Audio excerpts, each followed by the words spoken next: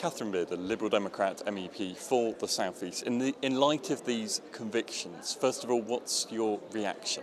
Well, I'm delighted that these guys have been found guilty and that the girls who had to go through that harrowing experience again, and plus everybody else that's involved in that case, from the police, from the social services, the jury and even the reporters that we've heard have been in tears in the court, can now move on from that and look forward to getting the proper support and move forward. And now this case is finally over, what happens next from your perspective?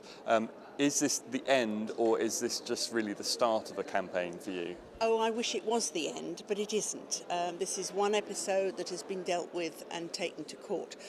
Every night there will be tonight girls having to do things that they don't want to do, held against their will, young children, young men, older men, held in what is now modern day slavery, and that is the business of trafficking. It's a huge business.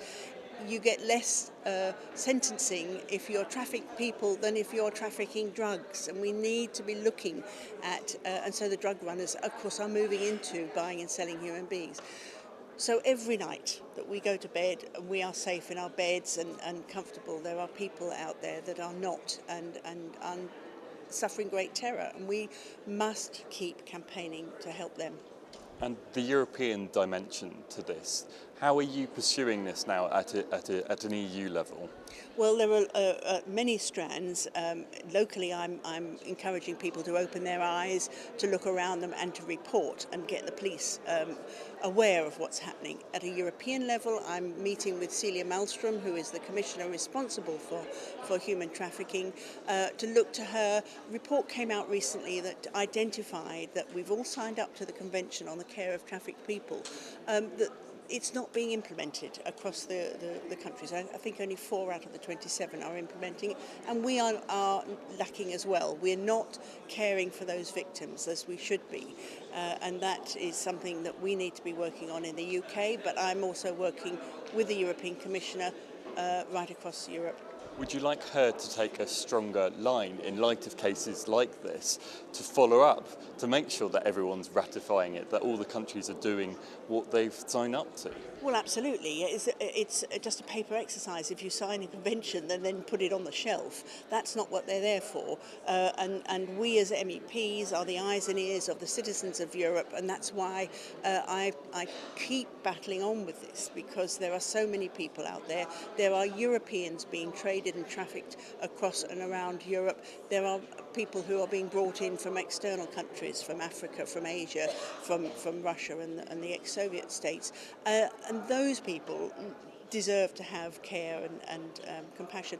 And the evidence shows that if you care for the victims, not only is that the right thing to do, but you are much more likely to get a conviction. We've seen in this case, these young girls were brave enough to go to court and give evidence.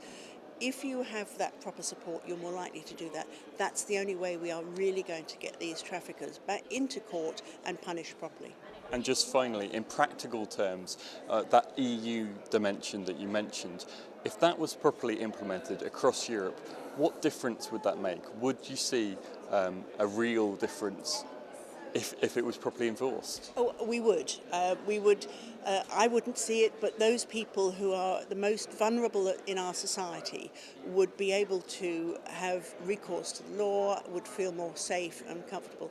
Predators prey on people who are vulnerable, people who are poor, people who are marginalised, and that's why this case that we've just had in Oxford demonstrates this. These were young girls who are on the edge and in difficult circumstances. These guys knew exactly where to go. The predators know around Europe where there are groups of people who are worth preying on, and they know where their market is.